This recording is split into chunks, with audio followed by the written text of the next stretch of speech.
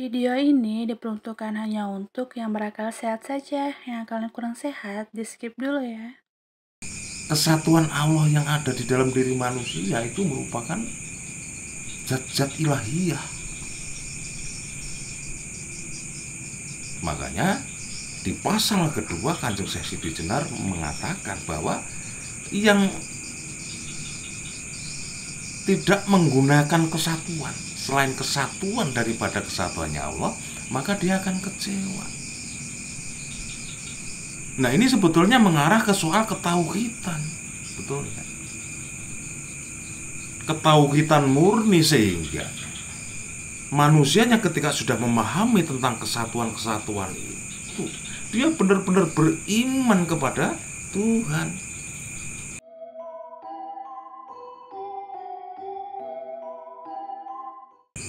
Ini mau menindaklanjuti masalah wajangan Kanjeng Siti Jenar. Kalau beberapa minggu yang lalu membahas masalah makna insun, alhamdulillah saya sudah memahami beserta rekan saya. Tetapi dalam wajangan Kanjeng Siti Jenar yang berikutnya itu, ia mengatakan barang siapa orang yang percaya pada kesatuan selain daripada Allah Ta'ala, ia akan kecewa karena tidak mendapatkan yang sebenarnya. Di sini kalimat kesatuan ini, apa sih maknanya kok kan sampai Kanjeng Siti Jenar mengatakan Kesatuan itu lah. kesatuan ini kok sangat bermakna sekali gitu.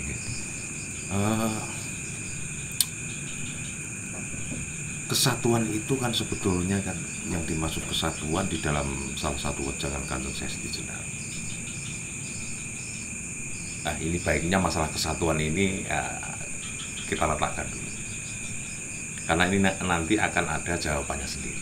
Iya. Masalah kesatuan yang dimaksud di kesatuan yang termaktub di dalam wejangan Kanjeng Syekh Siti Jenar itu sebetulnya kan berbincang masalah Asmaul Husna.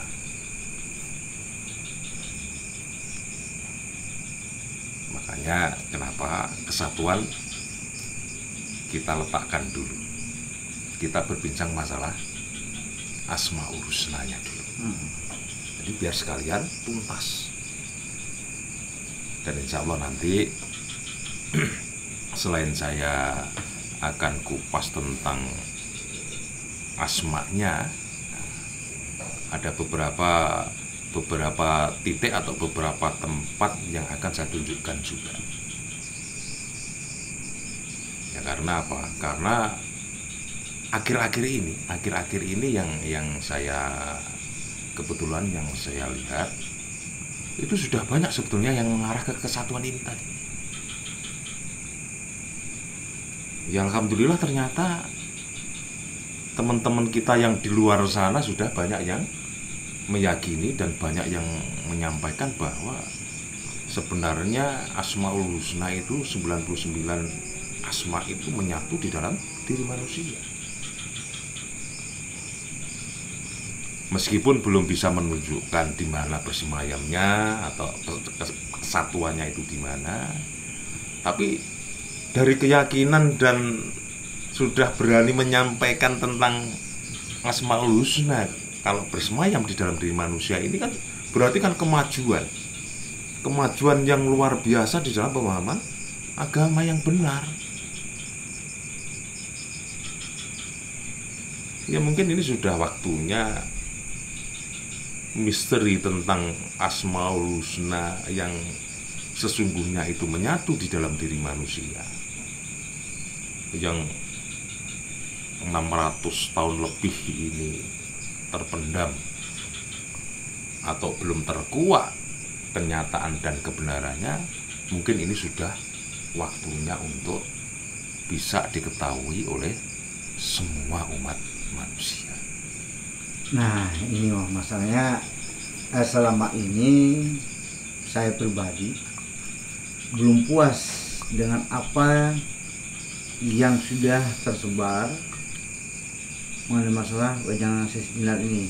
Karena ya tadi itu belum puasnya saya itu masalah letaknya ini loh. Mungkin dengan adanya wejangan dari Romo mengenai masalah letak yang sebenarnya tentang Asmaul Husna tubuh kita ini kan untuk mendapatkan lebih keyakinan, lebih yakin lagi saya begitulah, agar tidak salah mengartikan. Karena selama ini terus terang belum puas dengan wejangan-wejangan sudah ada ini yang sudah dikembangkan sama saudara kita ini, karena belum mendapatkan yang sebenarnya. Ya mudah-mudahan ini nanti saya bisa menjelaskan sejelas-jelasnya sudah. Nah, kembali ke pembahasan tentang Asmaul Husna yang 99. Dari yang pertama Ar-Rahman Ar-Rahim, Al-Malik Al-Qudus sampai As-Sabur. Lah di awal asma-asma itu ada al. Adapun bunyinya ar itu kan peleburan lam ke ro, tajwidnya masuk ke ranahnya idgham. Al, el atau il itu sebetulnya kan artinya sama. Dari bahasa Aramaik kuno bahwa al, el, il itu artinya kan zat. Makanya ada nama malaikat Mikail, Israil, di belakangnya itu. Jibril. Nah itu kan sebetulnya menunjukkan bahwa il itu kan zat, atau bisa dibilang malaikat. Nah kemudian Ar-Rahman yang awalnya dari bahasa Arab kuno ini ditranslate atau diartikan dengan bahasa Indonesia yang awalnya dulu sebetulnya sudah ditranslate memakai bahasa Jawa yang bersumberkan bahasa Jawa kuno itu bahasa Sanskerta. Jadi kalau misalkan Ar-Rahman ini bermakna dari bahasa Jawa itu bunyinya moho welas atau maha pengasih. Nah, kita kupas dulu tentang mohonya dulu. Iya. Moho itu dari dua kata Jawa kuno, dari mo dan ho. Mo-nya itu menyatu atau memanunggal, ho-nya itu adalah hidup. Jadi arti moho itu menyatu di dalam hidup. Makanya orang Jawa dulu sering-sering mengatakan bahwa kalau yang namanya moho itu lungguhe ning ndi atau duduknya di mana, maha itu loh. Kalau memang ada di dalam diri manusia. Jika Ar-Rahman artinya maha pengasih, berarti menyatu di dalam hidup manusia. Ar-Rahim maha penyayang, ada mahanya juga. Ini berarti juga menyatu di dalam hidup manusia. Nah yang jadi masalah adalah menyatunya lungguhe, ini bahasa Jawa, atau duduknya, atau lagi arsnya. Jadi sebetulnya kalau kita berbincang masalah ars, ini tidak jauh sebetulnya. Ars itu sebetulnya kesatuan-kesatuan. Nah ini kesatuan muncul sendiri. Kesatuan-kesatuan daripada zat-zat Allah yang ada di dalam diri manusianya ini loh sebetulnya. Nah ini memang harus kita pahami, karena selama 600 tahun lebih ini terbungkus, ini terahasiakan. Entah oleh sebab apa. Ya mungkin banyak hal kan, banyak hal. Wong awal-awalnya dulu saja Kanjeng Siti Jenar sudah dituduh sesat dan menyesatkan, sehingga sampai detik ini moho atau el atau asnya ini atau lungguhe di mana di dalam diri manusianya ini belum ada yang menyentuhnya atau belum ada yang bisa menunjukkannya. Nah, ini harus kita tahu sebetulnya. Karena apa? Karena jika kita sudah mengerti dan tahu, maka secara otomatis keimanan dan keyakinan kita itu akan terupgrade. Iya. Itu kita harap. Jadi tidak akan samar lagi meyakini agama yang selama ini kita anut. Nah, ini memang penting ini. Iya. Jadi dari Ar-Rahman dan Ar-Rahim saja dulu. Ar-Rahman dan Ar-Rahim ini mohonnya di mana? Penyatuan atau kesatuannya di mana di dalam diri manusia? Ternyata Ar-Rahman dan Ar-Rahim ini mohonnya, kesatuannya atau arsnya ada di bibir atas dan bibir bawah manusia. Sebetulnya sudah pernah saya kupas kok sedikit tentang Ar-Rahman Ar-Rahim ini. Nah, oleh karena itulah apapun yang ingin kita makan, apapun yang akan kita minum, nah, kita dianjurkan untuk baca Bismillahirrahmanirrahim. Biar Ar-Rahman dan Ar-Rahimnya menjalankan tugas dengan baik. Iya. Ini harus pakai logika yang sehat loh. Harus pakai logika yang sehat. Karena dari asma itu kan nama. Iya. Namanya Ar-Rahman Ar-Rahim. Kemudian sifatnya. Jadi asma Allah, sifatullah. Sifatnya selalu ingin memberi kasih dan sayang. Sirinya termasuk rahasianya, lungguhe duduke bersemayamnya di mana? Di bibir atas dan di bibir bawah. Nah, berarti nyambung sama yang awal mau kalimat cun, kasih sayang. Nah, ini nanti akan kita kupas juga. Biar kita Ketemu juga nggak gitu. terlalu GR gitu loh Pasti maksudnya. ketemu gitu. Iya. Nah, ketemu sudah gitu. Makanya ketika kita suka dengan lawan jenis kita, pasti yang terdepan adalah bibir kita. Yes, adu bibir lah. Adu bibir. Aku menyayangimu atau aku mencintaimu. Pasti yang namanya adu bibir ini sering dilakukan.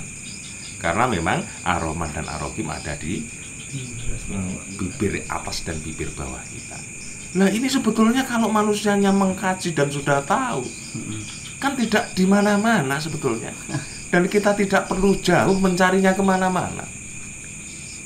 Sedangkan ketika kita terlahir di muka bumi ini loh, kita sudah punya bibir.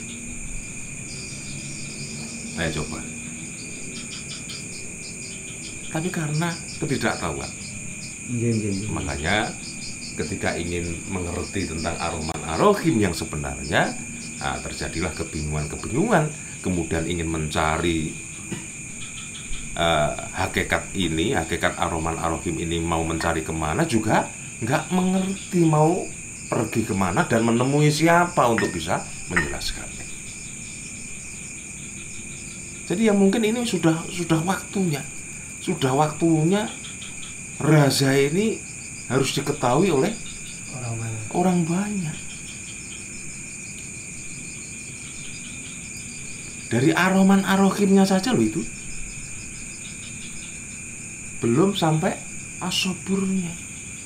Kan 99, baru 2. Lah yang beredar atau yang ada di media-media sosial, saya anggap atau saya pikir itu sudah sangat luar biasa. Karena apa? Keyakinan tentang 99 asma Allah itu sudah diyakini memang sudah ada di dalam diri manusia. Ya, cuman belum bisa menunjukkan di mana letaknya atau di mana kesatuannya di dalam tubuh manusia. Dan yang dibilang kesatuan atau moho atau al-al itu sebetulnya kan lungguhe bahasa Jawanya, duduknya bahasa Indonesianya. Kalau duduk ini kan berhubungan dengan kursi, Nggih, aras. aras. Jadi aras itu tidak di mana-mana. Wong ketika kita berbincang Allah itu ada di aras, itu loh kita itu loh malah musyrik. Kalau memang benar-benar berkeyakinan seperti itu, maksudnya Allah yang sebenarnya, Allah Azza wa Jalla, Allah yang menciptakan bumi langit dan seisinya ini. Karena apa? Karena Allah yang menciptakan alam semesta ini dianalogikan, disamakan dengan seperti seorang raja atau seorang pejabat yang sedang duduk kursi. Nah ini kan tidak boleh. Kalau Allahnya boleh Ya kalau masalah Allahnya ini boleh. Iya. Nah di pembahasan yang pasal yang pertama, Iya. yang juga yang sumbernya dari ajaran Kanjeng Syekh Siti Jenar, kan sudah ada beda antara Allah dan Allah Azza wa Jalla. Allah sebagai internal atau penyatuan Allah yang ada di dalam diri manusia, dan Allah yang sebenarnya pembahasan Allah tentang yang ada kaitannya dengan eksternal di luar diri manusia. Ya mungkin dari yang ini yang belum mendengarkan tentang eksternal dan internalnya Allah, bisa melihat yang sudah ada. Jadi akan bisa mengikuti apa yang saya jelaskan. Nah kemudian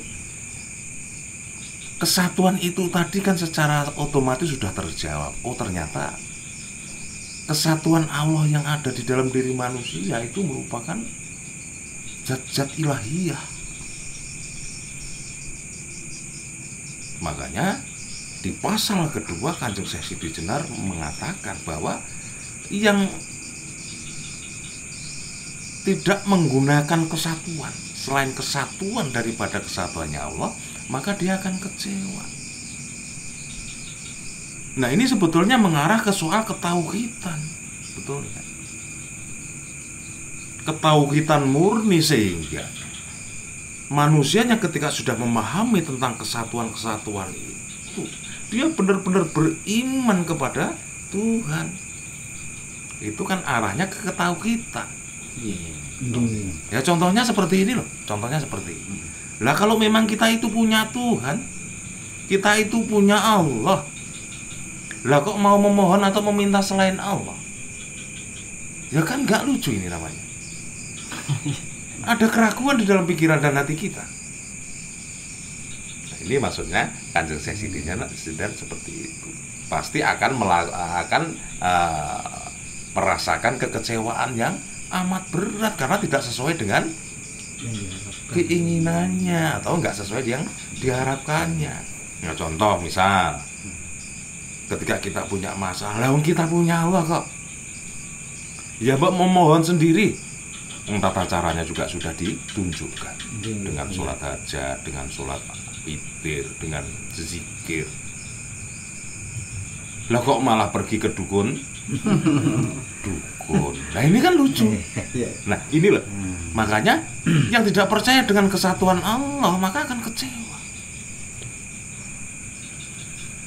Karena sebetulnya kan satu manusia ini sudah satu unit yang sempurna. Apapun yang diinginkan manusia ini sudah disiapkan. Nah ini yang terlupakan atau yang tidak diketahui oleh masing-masing manusia.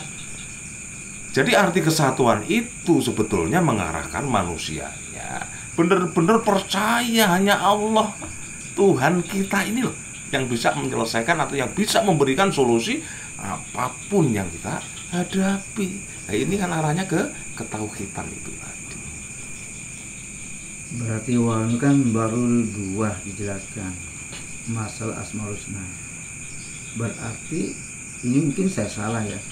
Berarti kalau dikatakan arasnya Allah mau melihat itu berarti di mata. Nah iya betul. Ya basir nggih. Iya. Begitu juga masalah sami. Allah Ta'ala mendengar berarti letaknya di telinga. makamnya di telinga. Iya sudah berapa? Akhirnya kalau kita paham dengan akal sehat kita, tanpa saya jelaskan kan sudah oh ternyata Oh iya. kan sudah mengerti sendiri sebetulnya. Kesatuan yang jenengan tanyakan tadi loh, berarti kan sudah terjawab sendiri. Berarti maha mendengar, maha menyatu di dalam hidup manusia. Nah, manusia bisa mendengar karena ada telinga. Jika demikian asami ada di telinga. Al-Basir maha melihat, ada mahanya. Berarti melihat itu menyatu di dalam hidup manusia. Lah, yang untuk melihat manusia ini apa? Mata. Berarti basir ada di mata. Kan gampang toh ternyata sebetulnya memahami. Ya masalahnya begini tadi, mengenai masalah kesatuan tadi. Ternyata kesatuan itu kan dari Asmaul Husna. Setelah dijabarkan masalah mohonya ini baru kita bisa menjabarkan, karena selama ini kan kalimat kesatuan ini kan masih tanda tanya ini. Tapi setelah iya itu setelah tadi dibahas mengenai masalah Asmaul Husna, masalah maha tadi ini dari bahasa Jawa kuno dijelaskan, barulah kita bisa menjabarkan oh ternyata ini ya, berarti kan sudah mulai ada masukan-masukan yang cukup meyakinkan untuk saya pribadi. Semakin iman dan takwa saya semakin tidak dilakukan lagi kalau sudah begitu. Iya, sebetulnya pengetahuan tentang hakikat ini sebetulnya akan melambat keyakinan dan keimanan kita. Yang mungkin awalnya karena keterbatasan dan pengetahuan kita sendiri tentang agama yang kita yakini, ya maklum saja juga. Artinya kenapa harus dimaklumi? Ya agama Islam khususnya kan. Ini kan rata-rata ini kan kebanyakan kan agama warisan. Artinya ikut-ikutan orang tua, agama warisan kan masih sebatas ikut-ikutan. Sehingga bila mana belum mengerti tentang kebenaran yang disampaikan secara syariat atau di makom-makom yang lain termasuk arah yang ke hakikat ini, nah kita kan akan bisa mengetahui sedikit demi sedikit. Ya meskipun dari agama warisan ya nggak ada salahnya lah kita mencari dan menggali lebih dalam lagi agar menambah keyakinan dan keimanan kita. Aku mau nanya, terus bagaimana kalau misalnya saya sendiri ke dokter atau ke kiai untuk mencari kebenaran kayak gitu? Nah ini pertanyaan cerdas. Ada kaitannya dengan kesatuan. Apakah ketika kita ini sudah meyakini dan sudah bisa memahami tentang kesatuan demi kesatuan zat ilahiyah yang termaktub di dalam 99 asma, sedikit demi sedikit atau baru beberapa kesatuan kan kita paham, kita mengerti. Nah, kesatuan yang ada di dalam diri kita ini kan. Nah, kemudian ada pertanyaan. Lah kalau misalkan saya sakit, butuh dokter, apakah ini saya percaya dengan kesatuan lain? Ya kan ini. Apakah saya termasuk percaya dengan kesatuan lain selain Allah? Nah, saya akan bertanya dulu. Dokter itu seorang manusia yang punya ilmu apa tidak? Iya. Punya. Nah, dokter itu seseorang yang punya ilmu. Sekolah ya larang, sekolah ya mahal sekali kan. Iya. Nah, seseorang ini mempunyai ilmu di bidang pengobatan, namanya dokter.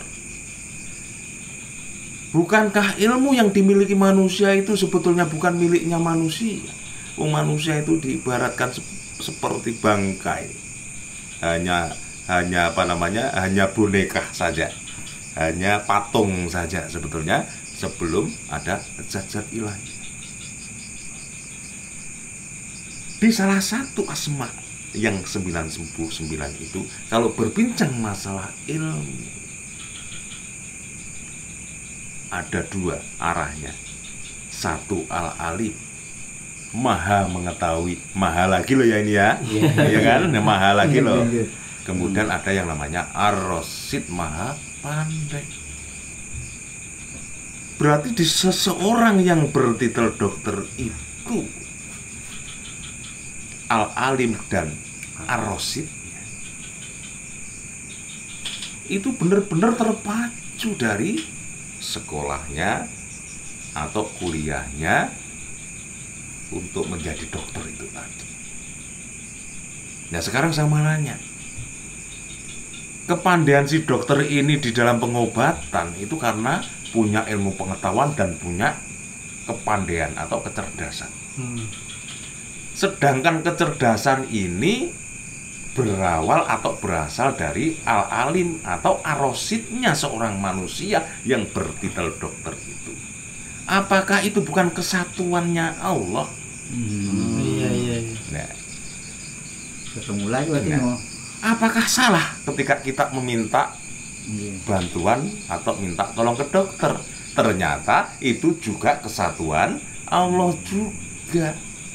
Nah, di mana al-alim dan ar-rasyid? Nah, ini saya kasih tunjuk juga.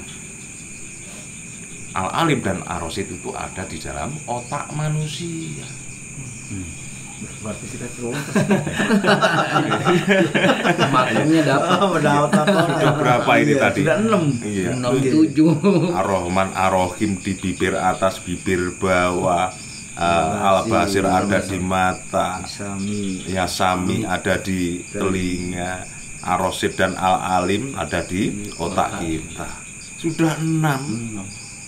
Yang berikutnya di kesempatan yang lain saja. yang berikutnya dicari sendiri aja. Atau yang berikutnya dicari sendiri saja sudah. Biar tambah cerdas. Ya, biar tambah cerdas.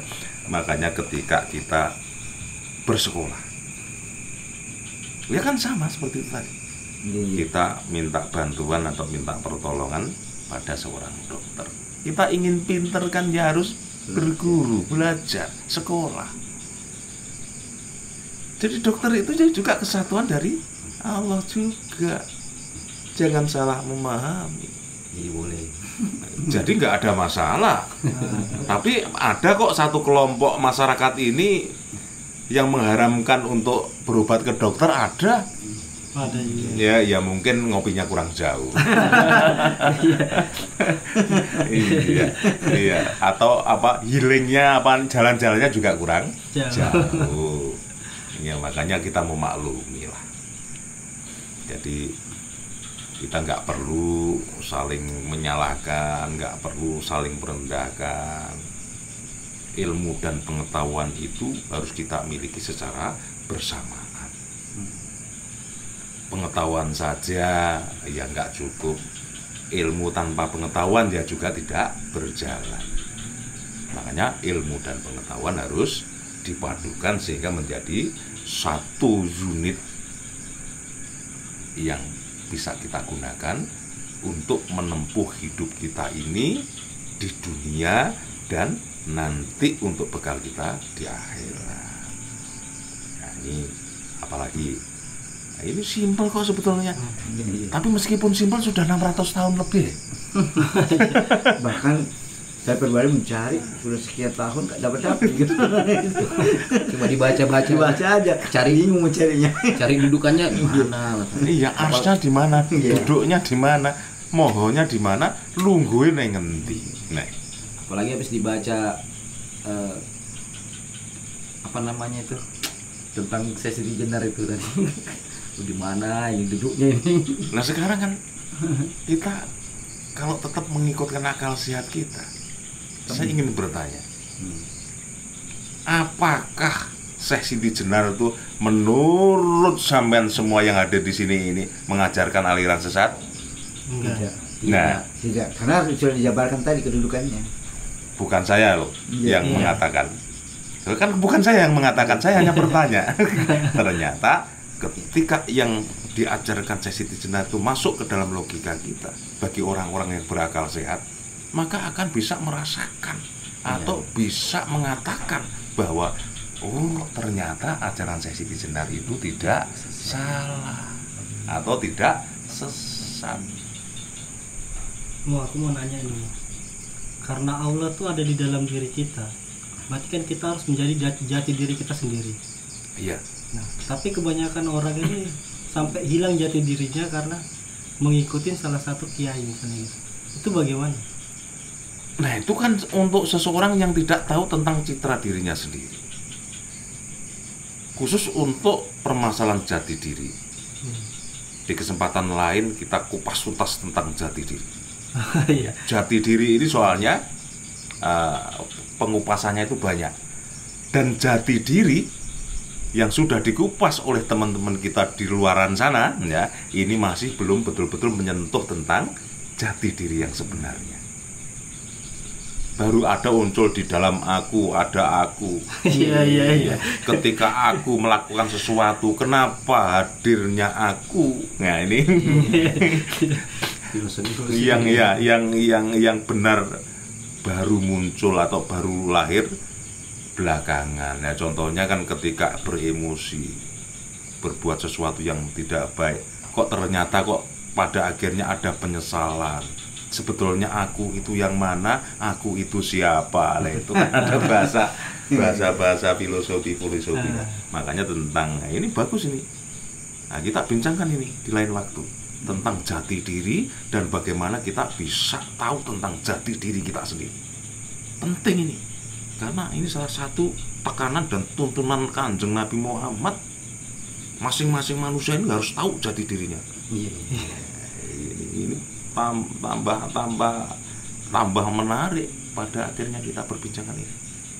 Ya sudah, untuk hal yang tadi yang masalah kesatuan moho atau ars atau lungguhnya zat-zat 99 asma yang ada di dalam diri kita ini, sedikit saja dulu kita kupas. Yang saya yakin yang 99 baru 6 tadi yang kita bincangkan di sini, yang berikutnya cari sendiri-sendiri juga bisa. Yang penting tetap pakai akal sehat. Ya mudah-mudahan ucapan atau perbincangan kita ini bermanfaat. Tidak ada niat saya secara pribadi merendahkan atau melemahkan pihak lain. Tidak ada sekecil apapun. Niatan yang tulus yang berasal dari hati saya hanya ingin sekedar berbagi pengetahuan. Dan mudah-mudahan juga ini bermanfaat untuk kita semua. Amin. Di dunia dan di akhirat. Amin.